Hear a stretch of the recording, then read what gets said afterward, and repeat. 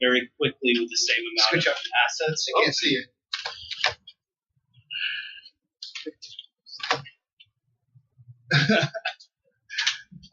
So you can. It allows us to build out things in a modular fashion very quickly. Is that better? Why Cancel? Saving the day. Can I decline or just Decline whatever that is. nobody can see the camera? Yeah, okay, now you guys are in there. Brendan's a little cut off. All we were getting like was half the forest. That's more than I got it. Yeah, that's plenty. Plenty of All right. force. Nothing but my beard in this thing. You want to come and talk about the hangar a little? We can talk about the hangar. Sure. Yeah. You all know Wingman. So what have we been working on here in Austin? Well, as Chris talked about earlier, we have a lot of people working on dogfighting, but we also are working on what we're going to be doing in the hangar. We've scheduled for two updates. You can't see me at all. That's okay. It's okay, Mike. Don't worry about it. Okay. I'm right there. I'm right over here. Don't worry about me. All right. Fine. There we go. We're all in the same. All right, I can switch in too. So there'll be a couple updates coming up. We're looking at what we're going to put into the hangar. We don't want to tell people what it's going to be, but we've got some pretty cool stuff I think they're going to like. Some stuff for the holidays, some secret stuff, and And as Forrest said, we're working on the tier system, and we're also working on the asteroid hangar. We just did a redesign with a ziggurat style of hangars. Working on the Cutlass? Is that Cutlass is ongoing. We are in the process of fixing the landing gear on that, and hopefully we'll get that in the hangar before Christmas. that's the thing you want, is to have your ship show up without landing gear. Yeah, well, it can hover forever. So you're expecting a hangar patch before Christmas? Yeah, we'll have. We're hoping to have 2 hangar patches before Christmas. Hangar, but you heard it here first, folks. Mm-hmm. Yeah. All right. So Forrest was telling us about this modular system he's working on that's going to improve work here. We got everyone's I think working on it right now. Yeah, that's a pretty big deal, right? It's going to have sliders and abilities to help us create the landing zones and the planet stuff. Give us an overview of what's going to be in there. Think like Dungeon Master, where you kind of what's going on around the economy of the planet and what the population is going to look like, and you should be able to create a first version with the tier system or with the overall system there, and then the guys can go through and hero it out, make it look really good. Now, Outlaw 78 wants to make sure we're working on bug fixes. Is that bug fix? We don't have any bugs. Come on. Oh, okay. We have undocumented features. Chris has already told us we're not allowed to have any bugs. So we are always working on it. Yeah, always. All the time. Get bug stuff all the time, and we're always just kind of prioritize it based on importance. Unfortunately, we also introduced new bugs just because we have so much of the game in development and so many things changing and so much new code and functionality coming in. The new bugs appear, so we're also work on new bugs and try to keep it so that new bugs don't get out and fix them before you see them. Of course, something will slow down. Go on, Chris. Hey, on the side, right? I mean, we just switched to a new system. I'm not sure that it's been affected on our deployment, but we now have different branches based on release versions, whereas before we didn't necessarily have that, and that was one of the big issues why the Hornet got delayed, was that we had code that was being done for another part of the like the dogfighting that broke some hangar stuff, and that's one of the reasons why we pushed that hangar when there was the big drama about the Hornet being delayed. But now what we do is we have sort of branches, so we'll branch when we're ready to do a release, say in the hangar, that can branch off and it can be separate to what's happening on the dogfight, and that's more and more important because we've got not just dogfight and hangar, but we've got dogfight, hangar, first person, boarding, planet side, Squadron 42, and then in some ways we have also a separate, also even the back end stuff that you're working on, that's really kind of another branch as well, right, Jason? So there's a lot of different code that's sort of going up, and that's one of our challenges, is how to constantly be delivering code and keeping existing bases that people are using on the public side stable, but also allowing us to be doing R&D while maintaining live stuff. So that's something we're actively, continually trying to improve that process and even staff up more people so we can maintain those multiple code bases. Yeah.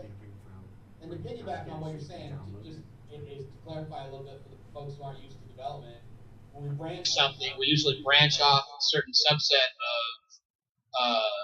of things that the features that are in the thing, and then what happens after we release it, then we go back and consolidate those fixes back in and fix those bugs. So it's kind of like you're branching streams off and always bringing it back in, which is a little different. Usually we fix a lot of the stuff at the end, but we're doing this all along the way. So, yeah. And since this is all one, all the modules and everything are all part of one game, so yeah, we try to do it as frequently as possible, bring everything back together to try to prevent bugs we might miss if they've stayed apart for a long time. And we use Jira. We track all that stuff. We're bug compression all the time. Tell me about this asteroid hanger. How cool is it? It's cool. Well, it's pretty cool.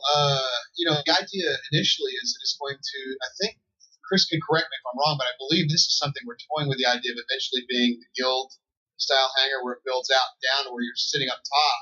And you're going to be able to look kind of at an angle. If you know what a ziggurat pyramid is or a step-down pyramid, each, like the top level is a keystone. It's relatively small. So if you just have a cutlass and you're up top, that's all you see. But if you start having things, bigger ships to put in there, then it'll open up larger areas looking out. So you'll actually be able to look out and see down levels of ginormous amounts of ships. Yeah, it feels like as opposed to before where the hangars just kind of modulated, scaled out.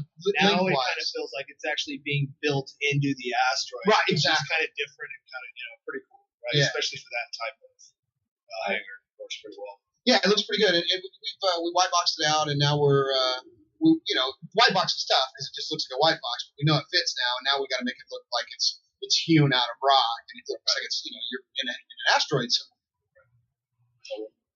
I don't know if any of our backers have whole pyramids worth of ships.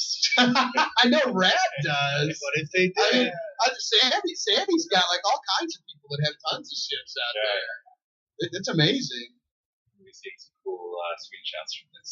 That's exactly right, and that's that's a good point, Ben. It's really fun for us when we release these things to see the videos that the fans create in their hangars and the things they're doing. I mean, the one guy had like a 24-hour fish cam going, and then Rad had his drive around buggy down his full car lot of ships. That's pretty amazing. There was a guy who did all those commercials. I wanted to buy. Anything FPS. Yeah, that guy's amazing. I contacted him directly. I like him a lot. Very cool stuff. And of course, Austin is helping out with dogfighting, right? It is. That's a big deal for us.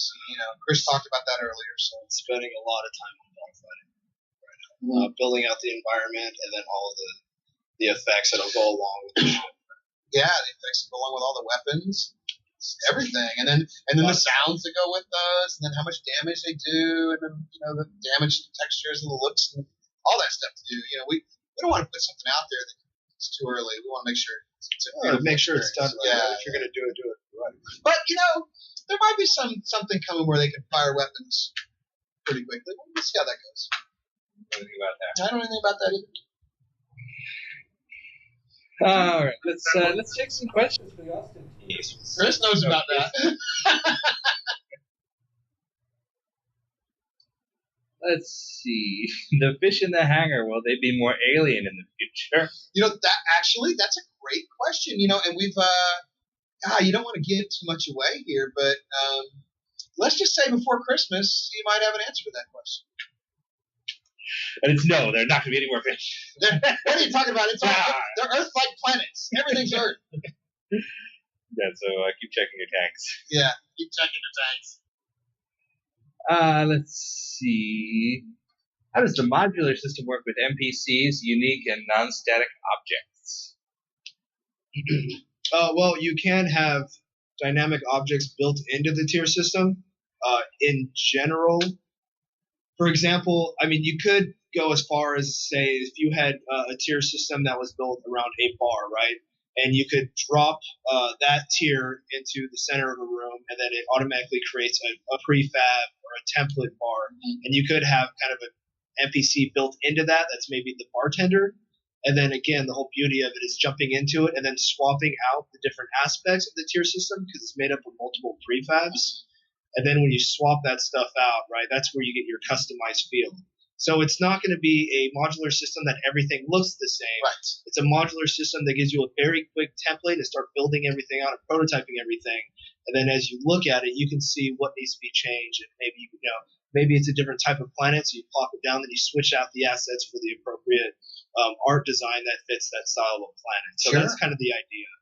Yeah, I mean, where's the planet located? Is it close to the Cheyenne? Is it close to Terra? I mean, there's all kinds of what things kind of that influence. species should your bartender be? Absolutely, So all that kind stuff. of how it ties into. It needs to be.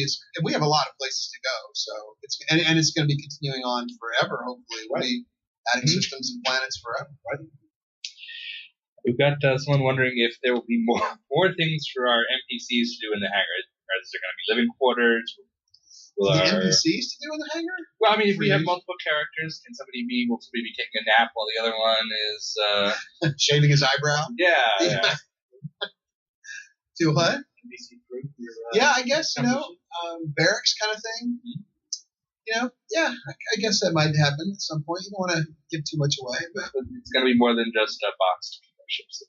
Yeah, no, the hangar's meant to be a living quarters, right? It's meant to be your place, your living space, and a lot of until we have persistence, which will allow us to, right now everything's set in a certain location, from posters to buggies to fish tanks to everything else that's in a certain location each hangar. Eventually, we're going to let you customize that and move it around. I believe, is it client-side customizations coming first, Jason, correct? Probably, yeah. So at that point, then we've got to have a UI that allows people to move stuff around.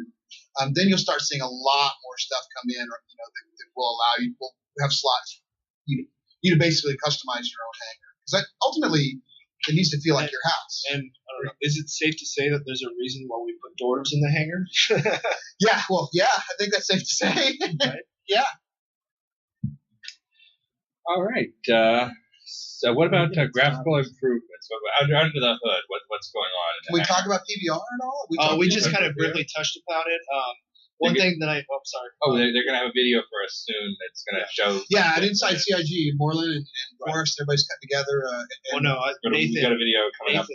Nathan's doing. Oh man, is it the engine? No, he's. We're doing the PBR.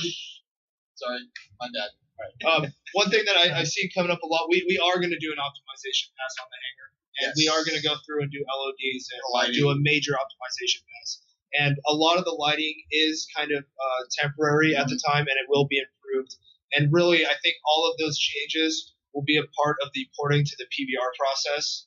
So it'll kind of all, I think, happen at once. Instead of being redundant and doing it twice, I think we're trying to all fit it into one schedule. That way we can, do it as efficiently as possible. It's hard to describe. I mean, the first time I saw the difference in PBR made was in that thruster you were working on, and it's phenomenal, people. It's not just kind of better. Our ships look amazing already. We've got talented modelers, concept people making some amazing stuff. But PBR just takes it to a whole nother level. And wow. To give it, it's not a PC game, but if anyone's checked out the videos on Rise, Rise is one of the first commercial games using physically based rendering, and that's why the outfits, the metal, the fabrics, they all look much more realistic than they traditionally do in a game. And the advantage of PBR is that it's going to be great for everything in space. Anything else? Well, yeah, so you're the only one they can hear. Okay, good. So they can't hear you, Eric, so you can zip it and let me talk. No, the issue with PBR is that it means that your lighting is the same. So like traditionally in different areas, different materials, an artist would do one set of materials, another artist would do a different set of materials, and then if you took a model built by one artist and you put it in a different environment, it would look radically different, and it would, and so you would have to adjust that. PBR basically has it consistent across because it's all reacting physically. So essentially, this metal look that you would get on a ship is consistent across everywhere, which is really important for us because we have so many different environments, so many different lighting conditions. And they react more realistically to the lighting effect. So I think it's a big thing. I mean, the video, we're literally waiting for it to get converted. Can't take MOVs, it can only take MP4s. So right now we're compressing a video that we made with the Avenger that is an upgrade over the Avenger that's sitting in the current hangar with more features, and also converted over to use our early version of PBR. So there you go. Also related to performance, we're working on some more longer-term kind of architectural changes and rendering and such for all of our very customizable modular ships. Create a lot of draw calls, a lot of state changes. So we're working on some long-term things to efficiently render lots of those. So we'll have a good frame rate with lots of modular customized ships on screen. And I saw a question go by about the office move. Give us an update on that. Yeah, actually, the lease is being signed today. I hope it's in Herr Roberts' inbox, so he's got to sign it. And once it's signed, we move in on the 20th. It's signed, Eric. It's already signed. It was signed yesterday. There you go. Chris is all way ahead of the game as usual. And 28th of December is what it's looking like. Awesome. As you can tell, we are pressed for space right now. So. Yes. Can you tell us about the new office?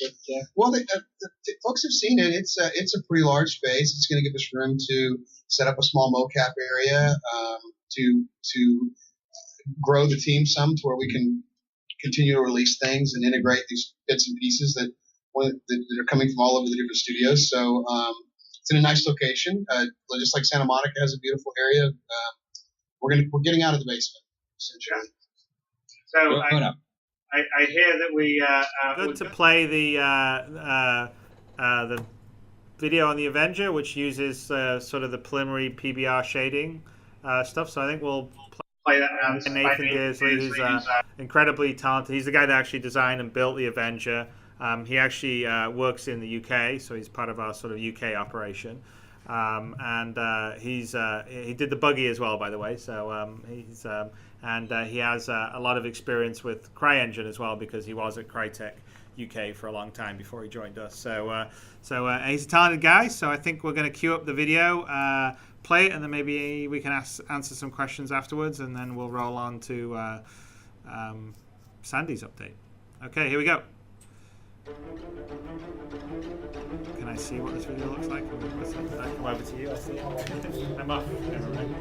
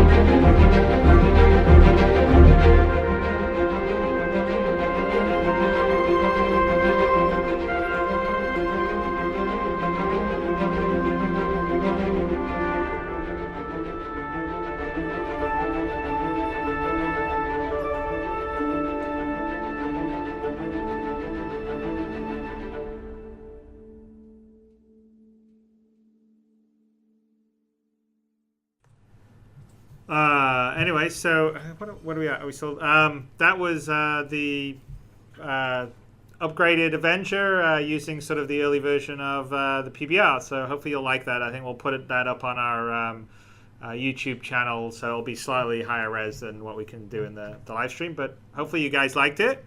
I think maybe we could take a couple of questions on any specific PBR stuff, and then we can jump and Sandy can give an update on what we're doing with cons and merchandise and all the rest of stuff. So Ben, you want to hit a few more PBR related questions? And I can give it a shot. Everybody is just going crazy about the Avenger right now. I think I was going crazy. I had to run out and see the video myself. Yeah, we lost Eric and Jason because they went. Like, it's definitely going to be a bounty hunter's shit.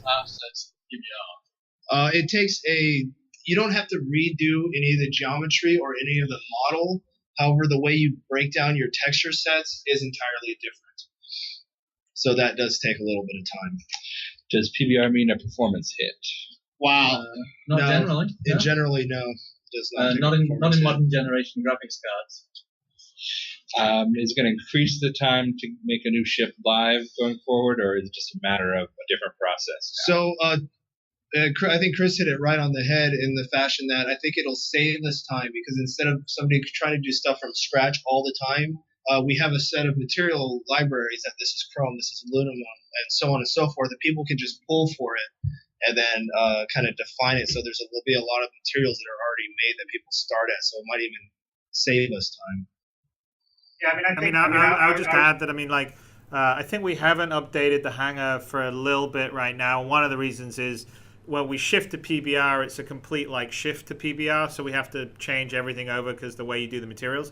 So it's another example of a short-term hit for a long-term gain. So, we've made the decision that considering the range and the scope of all the environments, all the lighting conditions, all the different things we've got, PBR, outside of the fact we just think it looks better because, the lighting reaction it looks more like a real material, is it's going to make it much easier for us to balance stuff in the long term. But obviously, we've got to switch all our assets over to it. So I'm not quite sure when we're pulling the trigger, because we don't quite have the final PBR implementation, and we have an early work in progress one.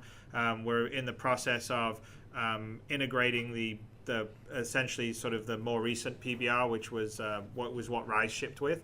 But with that, we will obviously have to take all our assets in the hangar and all the ships we've done and switch them to PBR materials versus the traditional stuff, which will take a bit of time. But once that's done, down the road, as Farah said, everything's much easier because it's standard. We don't have to worry about tweaking materials for 4 different conditions, and then we build another environment and we put something in it and it looks crap, and so we have to go back and tweak the material again, which is generally the process that's happened with the old material system. So it will be better, and like Farah says, at some point, you've got the chrome, you've got the brushed metal, you've got the leather and all that sort of there, and so we're really excited by it. It's all about making the environments be more immersive and real. Like I said, the Avenger is a nice example of some early stuff, but it's going to look better than that even down the road. So I'm good right now. Very good stuff. We're going to get that video up for everybody to see for kind of the live stream. So. All right. Well, thank you guys very much for taking some time off. Cool. Let's get back to work. Yeah. Have fun, guys. Right. So now I think we're going to talk about what we're doing. Citizen Con? Is she on? Yeah. You got to go this way. Get back to the Back. Do you want to Remove the lamp? Yeah. Let's put the lamp on the other side. Put them on the other side. So I researched Citizen Con, as Berlin, if you didn't know, was the clear winner. However, for the amount of people that responded to the poll, I had to look for venues that were at least 3,000 or 4,000 people. And for the whole month of October, everything is fully booked for 2014. So we are waitlisted for a couple of venues for 2015. However, 2014 in Berlin is not going to happen. Having said that, we have looked into other events so that we can go around the world essentially, and every country can kind of get their shot. Yeah, I think we decided, right, it would be better to pick some key events around. So instead of everyone having to travel to one location, we'll do something in Europe, something in North America, something in PAX Australia. We are going to do. There you go, something in Australia, and so that way you can maybe reach the widest range, because Star Citizen's completely, it's amazing. I mean, we're not just North American, we're everywhere, right? So we're global, and so we really want to try to have opportunities to interact directly with everyone around the world. So we thought this was maybe a better way. So we're going to do a dedicated events at various places. I think PAX. We're doing PAX Australia, which is October 31st to November 2nd. We don't know exactly what we're going to do yet, but we will do an event that does not require a ticket to get into PAX. A lot of people have been asking. I am looking into us putting together a panel for PAX Australia. One of our kind Aussie fans sent me a link, so we're going to look into that. Dragon Con we're going to do again. Ben and Dave Haddock really enjoyed their time this year, so we're going to do that one again. That's August 29 to September 2. We are going to do Gamescom again, which is August 14 to August 17, probably something similar to what we did this year. I'm not sure how many venues there are that are bigger than the one that we had this year, so we'll do our best to accommodate. And then I'm looking into PAX East, and hopefully we get the venue. We're on the wait list, but hopefully I'll know in a few days if we get a venue for PAX East, which is April 11 to 13. What else? That's it, right? North America, Europe, and Australia. So that's the con list, the Citizen Con list. Citizen Con next year will be in Los Angeles, something a little bigger than what we did this year, but I'm not sure how big we can make it. I also looked into Las Vegas.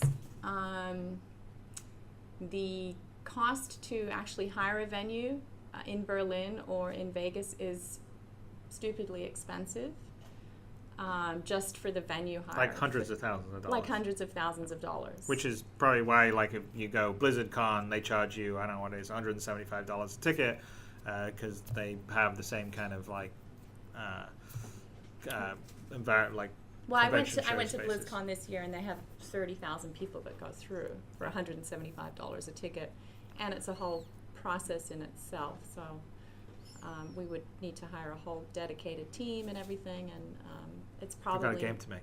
We do have a game to make, so it's probably not viable for 2014.